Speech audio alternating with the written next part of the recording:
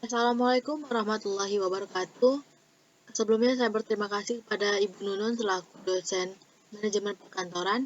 Di sini kami dari kelompok 6 akan membahas mengenai hasil survei kami yaitu manajemen perkantoran pada perusahaan Brek PLN Batam.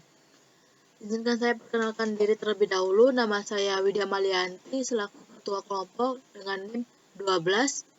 Kami dari ABT 3 pagi. Sumber informasi ini kami dapatkan dari Eka Oktaviani selaku karyawan administrasi perusahaan PLN. Table of content pada materi kali ini yang pertama yaitu manajemen administrasi pada PLN Batam, yang kedua organisasi dan sistem perkantoran, yang ketiga komunikasi perkantoran, yang keempat perusahaan break dalam memanfaatkan teknologi komunikasi perkantoran, yang kelima sistem pengawasan perusahaan break, yang keenam pengawasan perusahaan break terhadap anggaran dan biaya yang timbul dalam operasi perusahaan, yang ketujuh pengukuran kerja pada perusahaan, yang kedelapan sistematika laporan perusahaan, yang kesembilan manfaat layout perusahaan, dan yang terakhir yaitu sistem pencahayaan pada perusahaan. Perusahaan Brek PLN merupakan perusahaan yang penyedia energi listrik utama di wilayah Batam sejak 23 Agustus tahun 2000, di mana dalam penerapan proses manajemen perkantoran terdapat beberapa bentuk kegiatan atau pekerjaan kantor antara lain kegiatan catat-mencatat, komunikasi, pengumpulan, dan penyimpanan informasi, layanan tamu, layanan rapat, dan lain sebagainya. Layanan yang diberikan oleh PLN Batam yaitu unit pelayanan, tingkat mutu pelayanan, tarif atau TLB, penyambungan baru, perubahan nama, dan perubahan daya. PT PLN Batam sebagai pemegang izin usaha ketenaga listrikan untuk umum atau PIUKU dengan wilayah kerja Batam, Rempang, Galang, dan wilayah lainnya akan terus berkomitmen untuk memberikan pelayanan terbaik bagi pelanggan dengan senantiasa menyediakan tenaga listrik yang handal dengan bertumpu pada sumber daya manusia yang profesional. Kepuasan pelanggan adalah komitmen PT PLN Batam. Customer Satisfaction Index atau CSI tahun 2020 ini sebesar 99,49%, melayani kebutuhan listrik yang andal, ekonomis, dan berkesinambungan. Itulah yang senantiasa diupayakan PT PLN Batam. Bahasan selanjutnya akan disampaikan oleh rekan saya. Assalamualaikum warahmatullahi wabarakatuh. Perkenalkan saya Fatimah Zahra dengan NIM 4122001006. Di sini saya akan melanjutkan presentasi dari rekan saya. Kita masuk ke pembahasan manajemen administrasi. Fungsi rutin, kegiatan yang rutin dilakukan seperti administrasi, menyiapkan dokumen, dan pelayanan laporan keluhan pelanggan. Lalu fungsi teknis yaitu melakukan perbaikan atas gangguan dengan alat kelistrikan. Analisis memerlukan keahlian dalam menganalisa suatu permasalahan yang ada yang dapat dilakukan oleh supervisor. Interpersonal memerlukan keahlian menganalisa segala interaksi antara karyawan yang dilakukan oleh HRD. Yang terakhir, manajerial memerlukan keahlian dalam mempraktekkan fungsi manajemen mulai dari perencanaan, perorganisasian, pengkoordinasian, dan evaluasi yang dilakukan oleh manajer. Organisasi dan sistem perkantoran. Di sini terdapat struktur organisasi yang dipimpin oleh direktur utama. Langsung di bawah pimpinan direktur utama terdapat Direktorat Operasional, Direktorat Keuangan dan Sumber Daya Manusia, serta Direktorat Bisnis dan Pengembangan Usaha. Di bawah ketiga direktorat ini terdapat beberapa divisi. Lalu ada Corporate Secretary, Divisi Internal Audit dan Compliance, Divisi Planning, Performance, dan Risk Management yang langsung dipimpin oleh Direktur Utama. Pembagian kerja mesti disesuaikan dengan kemampuan dan keahlian sehingga pelaksanaan kerja berjalan efektif. Oleh karena itu, dalam penempatan karyawan mesti menggunakan prinsip right demand in the right place. Pembagian kerja harus rasional dan objektif. Sistem pembagian kerja yang terdapat di perusahaan Brek PLN, pembagian kerja sesuai bidangnya. Misalnya, petugas teknik melayani pelanggan ketika ada gangguan listrik, atau petugas customer service memberi pelayanan terkait informasi dan keluhan pelanggan. Sekian presentasi dari saya, akan dilanjutkan oleh rekan saya. Baik, Selanjutnya di sini saya akan menjelaskan mengenai apa itu komunikasi perkantoran. Sebelum saya membahas kepada perusahaannya, saya ingin menjelaskan kepada teman-teman semua apa itu komunikasi kantor.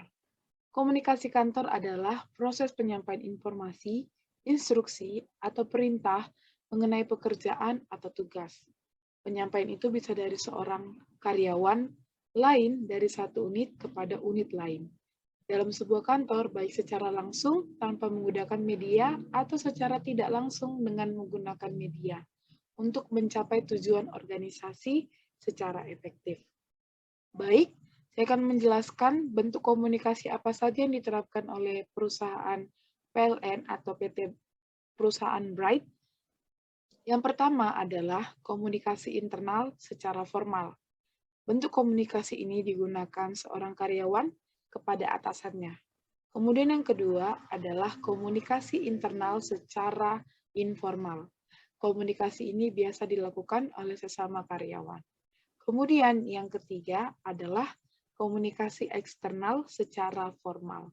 Ini biasa dilakukan oleh perusahaan ketika melakukan komunikasi dengan perusahaan lain.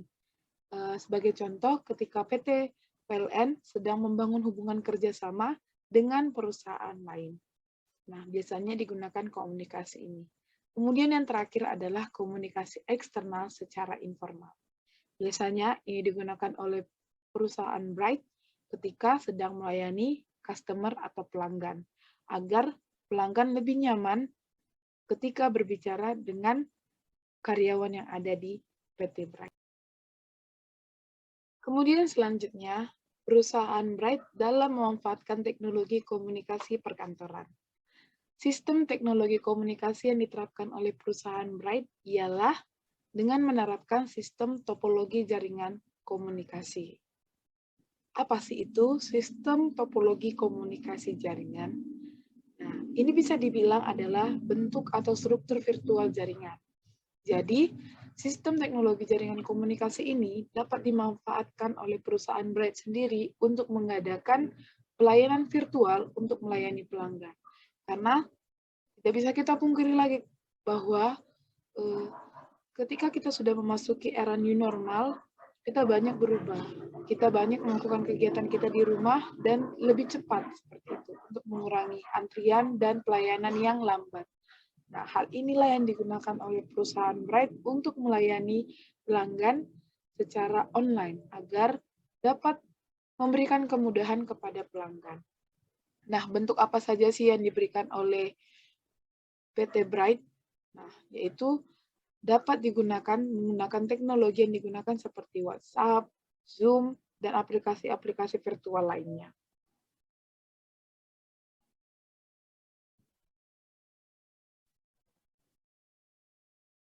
Kemudian, sistem pengawasan perusahaan Bright. Hal utama yang menjadi dasar dalam pemilihan seorang pengawas adalah mempunyai kesempatan yang cukup guna untuk mengamati kinerja pegawai dan periode dalam waktu tertentu. Nah, proses yang dilakukan dalam sistem pengawasan oleh perusahaan Bright dalam melakukan jasa kepada para pelanggan ialah menjadikan pelanggan dalam pemilihan pengawas. Nah, contohnya seperti ini. Ketika terjadi laporan atau keluhan gangguan yang masuk dalam sistem PLN, akan langsung ditindaklanjuti oleh petugas teknik dan call center dalam waktu 24 jam. Dan pelanggan tersebut akan dimintai menjadi pengawasnya dengan mengkonfirmasi kembali pelanggan dengan cara menelpon untuk meng-close apakah gangguan atau keluhan tersebut sudah teratasi dan memastikan pengawasan kepada petugas untuk tidak memungut biaya di lapangan pada saat memperbaiki gangguan. Baik, nama saya Juniris Regar dengan NIM 099. Di sini saya akan melanjutkan presentasi oleh rekan saya. Selanjutnya ialah pengawasan perusahaan Bright terhadap anggaran dan biaya yang timbul dalam operasi perusahaan. Yang pertama, audit kepatuhan.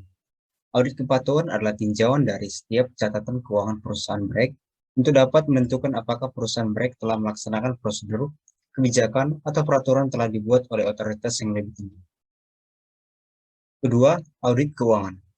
Audit keuangan adalah pemeriksaan yang dilakukan oleh akuntan publik mengenai penilaian atas laporan keuangan perusahaan baik, apakah telah disajikan sesuai dengan peraturan atau prinsip akuntansi yang berlaku umum sehingga dapat dihasilkan laporan keuangan yang kuat, lengkap, dan relevan. Selanjutnya ialah pengukuran kerja perusahaan baik. Evaluasi kesuksesan kerja kepada supervisor dan manajer dengan melakukan pengisian di form 6 bulan sekali. Dari pelayanan yang diberikan kepada pelanggan, kemudian pelanggan akan dihubungi pihak perusahaan untuk mengkonfirmasi bahwa petugas yang bersangkutan sudah mengerjakan tugas. Nah, setiap 3 tahun sekali, petugas teknik ada sertifikasi oleh lembaga kelistrikan. Jadi sudah profesional dalam bekerja. Selanjutnya ialah sistematika laporan perusahaan baik. Laporan realisasi anggaran berdasarkan cetakan dari aplikasi SAI yang disampaikan dalam laporan keuangan adalah untuk laporan keuangan periode semesteran, laporan yang disampaikan adalah laporan semester 1. Untuk laporan keuangan periode tahunan, laporan yang disampaikan adalah laporan komparatif, yaitu laporan realisasi anggaran yang membandingkan anggaran dan realisasi tahun anggaran yang lalu dengan tahun anggaran berjalan.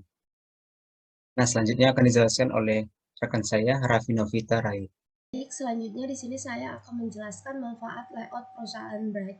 Yang pertama ada efektif dan efisien, yang kedua ada keselamatan kerja, yang ketiga adalah memperlancar proses pekerjaan, yang keempat menghilangkan arus kerja yang berlebihan, dan yang terakhir ada mengoptimalkan waktu. Selanjutnya di sini ada sistem pencahayaan perusahaan Bright. Jenis pencahayaan yang digunakan oleh kantor PLN adalah ambient lighting yang penggunaan pencahayaan untuk seluruh ruangan. Total sinar yang datang dari semua arah untuk seluruh ruang. Sehingga perusahaan Bright menggunakan berbagai pencahayaan mulai dari cahaya alami yang dihasilkan oleh matahari saat di siang hari sehingga penggunaan lampu dikurangi. Kemudian di malam hari menggunakan lampu. Demikian hasil presentasi dari kelompok kami. Bila ada kurang dan berlebih, kami meminta maaf. Terima kasih.